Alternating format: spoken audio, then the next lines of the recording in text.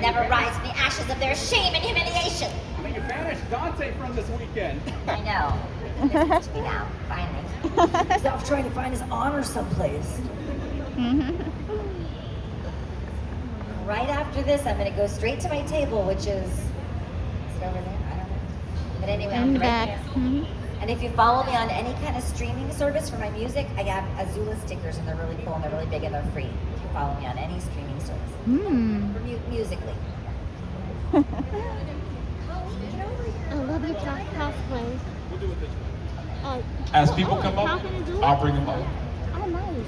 Ladies and Yeah. gentlemen, Jazz from Danny Phantom, the lovely, the talented Miss Colleen O'Shaughnessy! Now, you can say wherever you Danny's like. late. I don't know where Danny is. Hello! Hello. I don't know where he is either. I thought I saw them. I think they're just kind of rounding everybody up right now, so. Only a 30-minute panel, so they better hurry. Yeah. Hello there, how are you? Good to see you, it's here. Oh no, our anniversary. 25 years, what? Congratulations. Thank you. Yeah, we went to Paris. Oh, that's Never fun. been. It was great, except we landed on November 3rd, and guess what? Everything closed on November 3rd. Not everything, but a lot of things. Off your jet lag. No, we had a great time. We saw lots and lots of things. Like the catacombs were closed, and Giverny, ghost town. Giverny. Oh, We went that's there, right. and I couldn't see Monet. I'm so... It was closed. Just... I don't remember. I took a picture of the sun. It's because it was off season, and I think a lot of places close like at the beginning of November, and then they reopen just before Christmas, so it's Christmas Eve. But I think Giverny was closed one season. I think they were done. Must go back because that's my favorite thing. That's my I want to be like scattered. I told my son if my ashes scatter them at that little town at the Monet house because it is. My son tried to paint water lilies there. He's like, oh my god, I'm gonna paint water lilies at Giverny, and I'll just sit. And he sat on a bench and he started painting his water hose. And they're like, sir, no painting here. And he was like, No painting in Giverny's Giverny's house. And the water lily. And he said, yeah, we just. And he's like, why? And they go, because you might get paint on the bench. And he's like, it's watercolor. And they're like, sorry, it's our policy. And he was like, so angry. And he was like, of course. So he took a bunch of pictures. That's so funny because my kid did that when we went to MoMA, and he did it with Starry Night, and he just plopped down on the floor in the middle of the gallery. And, yeah. Yeah, it's calm. I've been told they're on their way. So.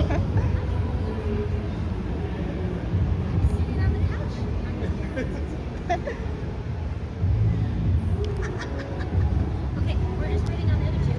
Okay. They're looking for me.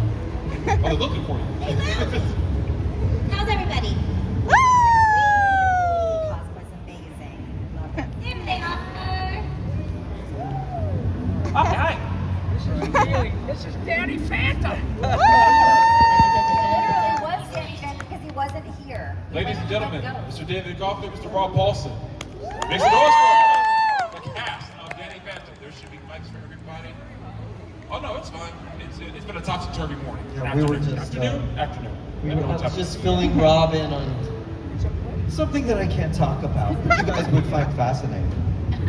How's that? Like, Should we right? move down? I can't tell you what it is, but Check, you test, two. know, there could be some interesting news coming down the pipe about Danny Phantom. What? Say again? Yeah, man. I didn't even know. Yeah. I can't say. I've pissed off Yeah. Rich Hartman though. He doesn't like He would tell you, but he'd have to kill you. Yeah, you're He's not. gonna recast me because I was snotty to him. Regrets. And I have to say, this is how Gray dresses pretty much every day. You see Gray at cons or CVS. No, every CVS. weekend I wear this thing. I was like, I'm turning into one of those Hollywood Boulevard like characters. Yeah. I'm always wearing the same Gray is a costume. 24/7 walk-around character in Hollywood. But every weekend I do these conventions and this is my favorite. I like to be in Oh, cosplay. is that what you're It's calling fun. those visits now? Conventions? I do conventions. Oh my God. Unconventional. Yes. Thank you for having us. Thank you for being Like, with me. can I say something? Absolutely. Off the rail. Oh no, Already. I'll quick story. most of my panels and or interviews that I do in my career go off the rails so fast. So I don't think I've ever had one that went completely fine. I one time had Michael Rooker on a panel. That was a half hour of insanity that I was so happy to be a part of. He's great. And when Yeah, I think when everyone you thought dress I- up with a blue mohawk, He didn't, but he didn't need it. He was crazy enough without it. Mike is a great. He is. He was the nicest guy. Fantastic. But Nice yeah. to be here. By the way, the $5 seats are now going for $2.50 if you want. So first of all, thank y'all for being here. We appreciate it. How's New Orleans been for y'all so far? So Great. far, so good. Yeah, I got here an hour great. ago. Yeah. Did you really? I landed, Gray has went her own straight jet. to my room, like put this outfit on and ran down to the lobby. You didn't wear that on the plane? No, but I was tempted to because I was gonna say I feel like you probably should have. They probably would I have put do you. have a big coat that I wear over it sometimes when I go to dinner, but I look misshapen Like a because I magnet. have a weird baby or what's going on? Yeah. I tie this up anyway. So, just so we can do it, Danny Phantom. To this day, and this is speaking from a fan. I watched every episode, start to finish. I still am a huge Danny Phantom fan. Thank you. Yeah. How does it feel for all of you to know that it's still so beloved? I mean, we have Danny Phantom sitting right there. That cosplay, by the way, is exactly. I was waiting for the right one to bring that up. Great cosplay. So how does it feel to see like how loved it still is after all this time? David and I are Elliot and Greg. These are the things that I know. Speaking for myself, it is such a remarkably wonderful, pleasant surprise when you work on anything that sticks with several generations, 20 years later, 25 years later. These conventions have allowed us to see the extent to which these characters connect with people at a level none of us could have known. And it is a blast. Like, we love it when it's jammed because we like everybody having fun. But we can sit here all day and just talk to people and come and say, "Are you really Danny Phantom?" And then Dave does the voice and they flip out. So it's pretty cool. I'm trying to get Tucker here. I found him on Instagram and I was like, come do conventions with us. And he said he was going to do it and I set him up with Mary and everything, but he hasn't done Oh, one you yet. did? Yeah. I hope I'm in that's whatever good city to y'all hear. are in. Okay, because good. I want to do that one too. If you Because I did, yeah, I had emailed him a little ways back and said that. He was like, excited you got about it, but he's very cool now. He's a man. And because when he was doing the show, he was a little boy. He was you know? a kid. And now Like, he's we just were crazy. all like still like. He's you know, Mr. Instagram. He's got like the, the sunglasses. But, like, I mean, he's cool. Yeah, he's I think cool. he Like, was might in be too college. cool for us when now, I we think. were like, yeah, we were out of college when we were doing Oh the yeah, I original was like series. 33. Yeah. Jesus. I was like 83. I was 33 Canadian, which is about 80 American. I was 33 That was Canadian. I love that. I will not divulge how old I was. I don't remember. It was so long ago. Who knows? I can't do math right now. Subtraction was We my brought first. our little chillins We did. with us. Yeah, we had little babies, and those babies are now young Grown. adults. It happens too fast. Well, and all of these sweet kids were babies too. I know, you guys were like babies, if at all. When we first did the show. But it's so cool, like Rob said, it's so amazing to see that it continues on. Because you really have no idea when you're first starting on a show, especially a show like Danny Phantom, because like previous to that, I had done Back to the Future, the animated series. I played Marty. I did Superman, the animated series. So, which were like these tried and true projects that had this Yeah, built-in audience. yeah, built-in audience. But Danny Phantom, you don't know. We did the tape reading. The first episode was the meat monster, the cafeteria lady. I can't remember the. I can't. Yeah, Lunch the lady? lunch lady. I Yeah. can't remember the episode's title. You guys know, right? Mystery What was Meat. it? Mystery Meat. Mystery Thank you, Meat. Mystery Meat. I know So someone much. could know. yeah. But like, we read the episode. I'm reading the episode, and I was like, "This is weird. What is this? What is this?" Fair assessment. He's a ghost. He's half ghost, half kid. And the cafeteria lady is like really a ghost. There's mystery meat monsters. It's like, this is weird. This is not going to go very far. And like here we are, all these years Seasons later. did it run? 3 or 4? Yeah, Three. three seasons. Yeah. Yeah. So so after that initial read, when did you see that the show really had like staying power? Did it ever like hit you that it was like kind of had a here to stay effect? I don't know that you ever kind of know. I mean, I think when it started to air, I think it got good reviews and people seemed to like it, but you just never know that people are going to remember it this long. Yeah. Who could have guessed that? It's pretty awesome. And as I've often said, and it's really true, we've all been beyond fortunate to earn a living doing something that we would probably do for free in our spare time. And we work with people who we choose to be our friends.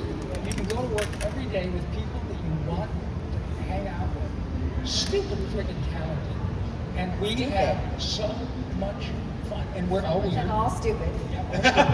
and Butch, Butch Hartman. This is his brainchild.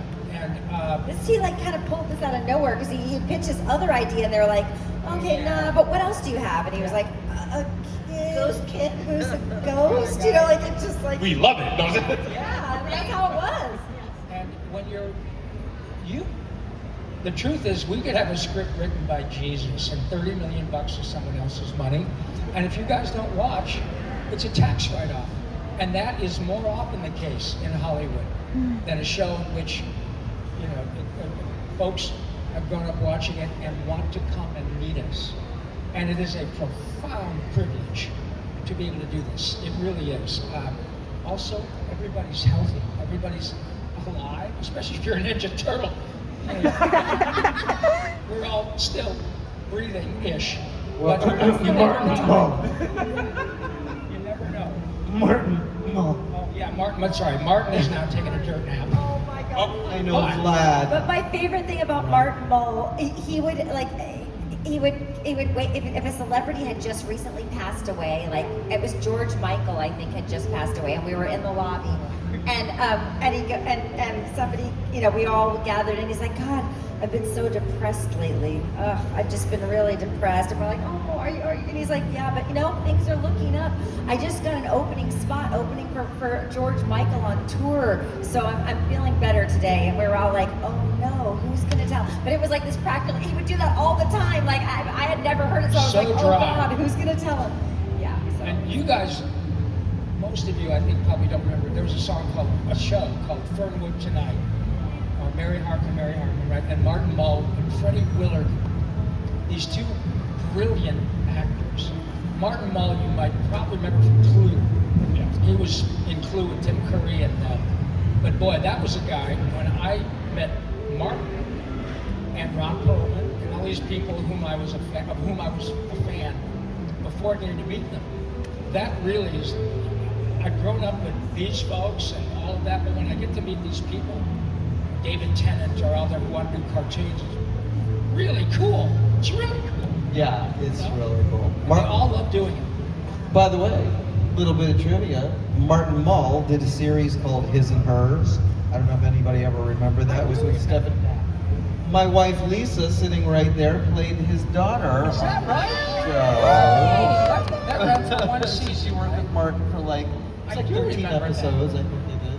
Yeah. I know. He did Novelty Records. He did a great, check it out, it's out of print. Fireside Theater, right? Yeah, well, there's that. There's also, he did one called Sex and Violins. And it's genius. He's a really smart guy. Yeah, anyway, he's a really great Mull, guy. Just like really Applesauce. cool guy. I saw your wife and thought, I know her from some show or something. I know her. And then I realized, I see you on Facebook all the time. There's a celebrity in the audience, but I can't place where I know her from. But then again, she kind of was because she was an actress. And now your kids are on things. Yeah. Your kids are working in show business, Acting right? kids. Are your kids in business? No. You're smart. No, we did a little bit when they were little, but I was not the mom that was going to drive Santa Monica at 5 o'clock on a Friday for a commercial audition. No, thank you. Well, I wasn't going Was to not be gonna do either, it. but I No ended up way. being that. No way. Could not have. No, I wouldn't do it. And then inevitably, they don't want to go anyway, or mine didn't at least. And then we're like halfway down the 5, and they gotta pee, and we're in traffic, and I'm like, this is baloney. I'm not doing it. And someone was like, you didn't go to the McDonald's commercial audition? I'm like, no, it was at literally 5 o'clock on a Friday in Santa Monica, and I live in Burbank. Are you crazy? It's No. kind of a weird, like, rite of passage kind of thing, like in Los Angeles, like everybody, like you go to, you know, school meetings with parents, and they're like, did you take your kids to that McDonald's audition? Like, it's just sort of a thing. Everybody does it. Well, they couldn't believe that I passed it up. I'm like, yeah, well, you take them because I'm not going. And then you got to get home afterwards, and they're hungry, and it's just, no. My son did voiceover. He played Lincoln Loud on the Loud House. One of the that's seasons. right. Yeah, and or 2 seasons, I guess. But when he aged out, I was so relieved because I was like, oh God, thank God, because I used to have to take him to the lady who would help him go over his script, and then he wouldn't read his script, and so I'm like, so we had to end up going to like a lady to go over the script with him, and people were like, why can't you do it? And I was like, I don't have time for that, you know. And then I was like, Tex, you have to read your scripts, and he was like, you don't read your scripts, and I was like, I've been doing this for 25 years. So yeah, so I was really relieved when he didn't want to do Yeah, it. I it's did the a same handful of voiceover things. They run a couple of games and things, but that was easy because I could just take them there and then take them home. It wasn't ever in Santa Monica. So, anyway. I've done a bunch of Land Before Time movies, and I've gone through Yes. 5 Little Feet. Yeah. Littlefoot grows up, and he's all of a sudden like this, and then he comes to work one day and says, hi, I'm Littlefoot. So all of a sudden, he's extinct. Yeah, Tex went away for the summer and came back talking like, and I was like, oh, you're not doing Loud House anymore. He was like, why? And I go, because you sound like the dad on Loud House now. Yeah, but we have had like 8 Lincolns so far now. Oh, I was just listening. Sorry. I forgot. I said, wait, what am I doing up here? Okay. So, all of you have had fantastic careers, and the roles you all have been, I've probably seen more things than I remember that you all have been in. What about Danny Phantom for all of you stands out apart from like anything else you've done? Or does it stand out like it's something different from other things you've done? For me, Cass Susi played my wife. I was Jack Fenton, and but what I love about doing these gigs is often when we're working, the producer, the writer will say, "Hey, we've got a character with 2 or 3 lines. Colleen, would you do this? Sure. What do you want? I don't know. Come up with something." And literally, it's just playing. It's the purest form of play acting. No, right, Lisa? Nobody cares what you look like. Nobody cares if you're big, tall, fat, short, white, black, and gay, straight. It doesn't matter. You're in the room with these stupid, talented people on both sides of the glass, and they say, "Colleen, great day, whatever you got, come up with something." And then you get to work. You take your shot, and they like it. And then 2 weeks later, that secondary character shows up again, and all of a sudden you've gotten another gig because you're inspired by all these actors to try something. Nobody's afraid to play, and that's really cool. I do have to say, and just add in, like, because I mean, these 3 sitting next to me, they're all amazing. Like, it's just like, it was very cool to go in and learn from you guys. I mean, like, seriously. But like, what a treat to go. I mean, because like Rob Paulson, like, God, I was Rob like, Paulson. I was such a Seriously. huge. Like when I heard that, like, it's true. no, later.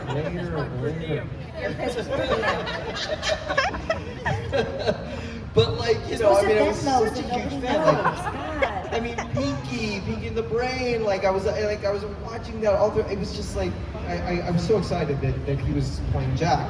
But like to be in the booth, to be there together at Nickelodeon, and to see like this character, this box ghost comes along, and like Rob said, like he you know, Butch is like, well, I don't know, Rob, what voices do you want to cry? And he's like, you know, beware, or beware, you know, and they're like, yeah, and all of a sudden, like, eventually comes with, oh, I could throw it up, you know, beware, and they're like, yes, we like that. It was so silly, which is great, because you've got these ostensible grown-ups kicking around ideas, going, "What's the ghost? Well, he lives in a box. Oh, is his name like, you know, the spec?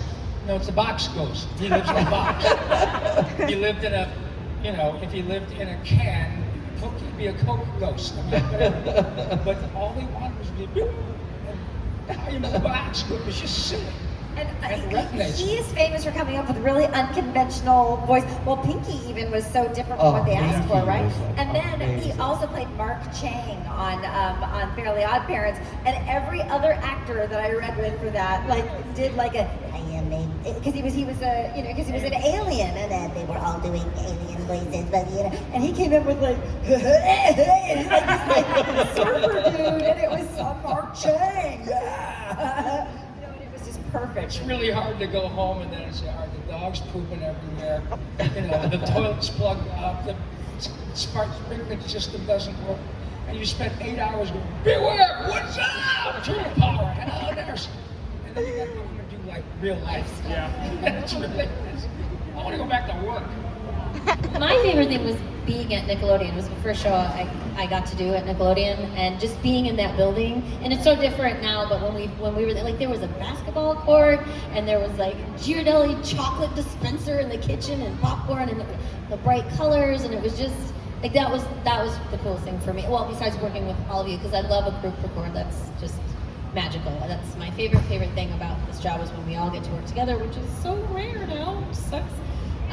But yeah, that was all this phenomenally talented people, and then that it just was so to walk in there, and it's My kids still have fun, like kitchen. You know, they have and like giant SpongeBob made out of Legos and everything. And my kids always, like, if they can't go to the studio with me, they're like, they're crying. My oldest used to fake having to go to the bathroom. Remember Salami Studios, where they had like the bacon? They had this turkey bacon in there in Texas. Oh my Really God. loved their turkey bacon. So he was like, I have to pee, like near that. And I was like, oh my God, what, right now? And he's like, yeah. And I was like, Uncle, there's Salami. Maybe I could go in there and just tell him that Tex has to pee. You know, I didn't know them. And he was just like, and I was like, do you have to pee? And he's like, I was like, you didn't have to pee. You just wanted turkey bacon. Anyway. We've all been able to do that. My son is now. We used to record a lot at LA studios, and it took them about this long to find out that there was a giant freezer full of every possible ice cream. Bars, yes. And every time we got to meet each other's kids, it's the coolest. I can't believe he's 41. I still have the vision of him at LA Studios on his On his little, computer like, laptop. oh my God. And he was just, and he was a little bit chubby, and then he turned into this Adonis. Like, after he hit puberty, Well, he just turned into like a model. He was And, gorgeous. well, you're royal. I mean, come on. Oh, But my son is unfortunately in prison. He's not. Really, just, no, it's been, there is He's the in hardest- animation though, isn't he? He's like, yeah. yeah. He's in the video game business, but the hardest part about this job is getting the work. Once you do that, it is really difficult to describe what a wonderful experience it is. And especially down the road, things have changed, but we get to share stuff together and do this.